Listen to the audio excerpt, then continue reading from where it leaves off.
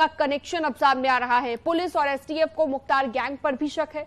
बताया जा रहा है कि जेल में बंद अतीक के भाई और बेटों से मुख्तार के करीबी मंसूर ने मुलाकात की थी।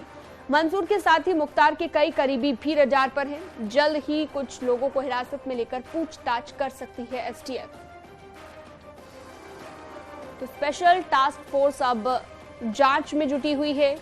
जेल में बंद अतीक के भाई और बेटों से मुलाकात की जा रही है, क्योंकि मुख्तार गैंग का कनेक्शन अब इस पूरे मामले को लेकर सामने आने लगा है। कई बड़े खुलासे हो रहे हैं।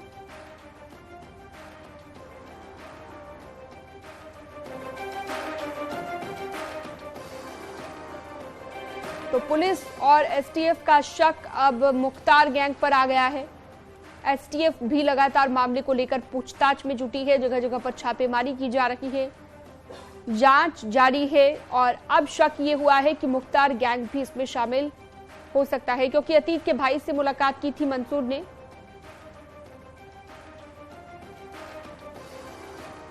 और इसके साथ ही एक और बड़ी खबर उमेश मर्डर केस से जुड़ी हुई। अशरफ का साला सद्दाम एसटीएफ की रडार पर है। अब जेल से मिली है लिस्ट, जिसमें पहले नंबर पर सद्दाम का नाम यहां पर सामने आया है।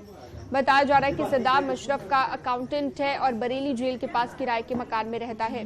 सद्दाम प्रॉपर्टी का काम करता है। उमेश मर्डर केस के बाद से सद्दाम फरार बताया जा रहा है। सद्दाम को लेकर फतेहपुर, कानपुर, कौशाम्बी इन जगहों पर छापेमारी हो रही है। अतीक का भाई अशरफ बरेली जेल में बंद है।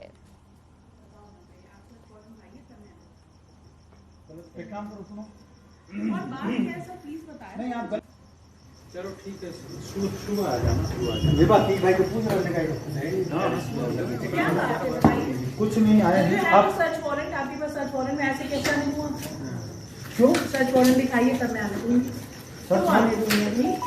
नहीं हाँ, देखिए रेस्पेक्टेड फैमिली है, रेस्पेक्टेड फैमिली है and we don't have a criminal inside. आपको पता होना चाहिए। आप सर्च वारंट लाइए तब मैं आने दूंगी।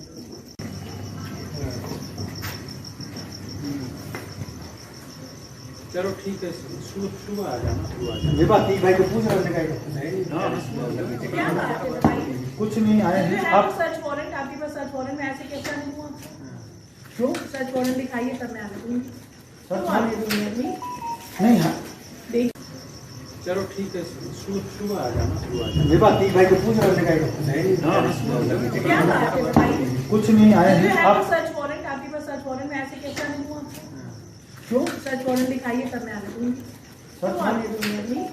नहीं हाँ, देखिए रेस्पेक्टेड फैमिली है, रेस्पेक्टेड फैमिली है and we don't have a criminal inside. आपको पता होना चाहिए। आप सर्च वारंट लाइए तब मैं आने दूंगी। चलो एक काम करो, सुनो। और बात क्या है सर, प्लीज बताएं। नहीं, आप गलत बात, लेट मी एक्सप्लेन इट ना, मुझे बताएं तो आप गलत कह रही हैं। सुनो, आप क्यों सर्च वारंट देख रही हो? आपको और इसी पर ज्यादा जानकारी बातचीत के लिए सीधा रुख करते हैं। प्रयागराज से सर्वेश दुबे हमारे साथ जुड़ गए हैं और साथ ही धारा सिंह भी हमारे साथ मौजूद रहेंगे। ऋषभ मणि त्रिपाठी भी हमारे साथ जुड़े हुए हैं। सर्वेश, सबसे पहले आपके पास आते हुए, इस मर्डर केस की अगर हम बात करें, मुख्तार गैंग से भी कनेक्शन सामने आ रहा है। कई बड़े खुलासे एक के बाद एक हो रहे हैं। एसटीएफ लगातार जांच में जुटी है, पूछताछ कर रही है और कह सकते हैं आने वाले वक्त में और भी कई बड़े खुलासे हो सकते हैं इस मामले पर।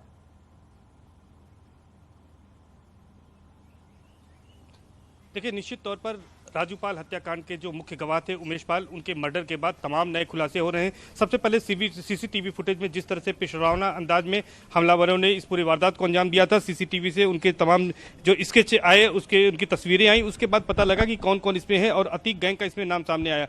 लेकिन जब एसटीएफ ने अपनी जाँच को आगे बढ़ाया और अतीक अहमद का भाई खालिद अजीम उर्फ अशरफ, पूर्व विधायक जो बरेली जेल बंद है, वहाँ पर जब जेल अधीक्षक से रिपोर्ट ली गई कि आखिर अशरफ से मिलने वालों में कौन कौन लोग शामिल थे, तो अशरफ से मिलने में उनका साला सद्दाम, उसका नाम आया और इसके साथ साथ अतीक गैंग, मुख्तार अंसारी गैंग का जो मंसूर था, उसका नाम सामने आया और कई बार मुलाकात हुई। और मंसूर की मुलाकात नैनी सेंटर जेल में बंद अतीक अहमद के छोटे बेटे अली अहमद से भी हुई। तो इसके बाद यह शक गहराता गया कि आखिर इसमें मुख्तार का कनेक्शन क्या है। इस ओर भी अब एसटीएफ की टीम में जांच करने में जुटी हुई है और मुख्तार अंसारी के जो और भी गुर्गे हैं, उनके बारे में भी पता लगाया जा रहा है। चूंकि अतीक अहमद पूर्वांचल का न सिर्फ जो है प्रयागराज बल्कि पूर्वांचल के कई जिलों में इसकी धमक थी और पूर्वांचल का ही माफिया डॉन मुख्तार अंसारी है। दोनों के आपसी रिश्ते भी थे और दोनों राजनीति में हैं और दोनों ने अपराध की दुनिया से, जराइम की दुनिया से निकलकर राजनीति में अपनी जगह बनाई है और दोनों के जो बेहद करीबी रिश्ते हैं उनको देखते हुए कहा जा रहा है कि अब अतीक के साथ ही साथ इस पूरे हत्याकांड में जो मुख्तार अंसारी का भी कनेक्शन है। तो एसटीएफ की जो टीमें जांच कर रही हैं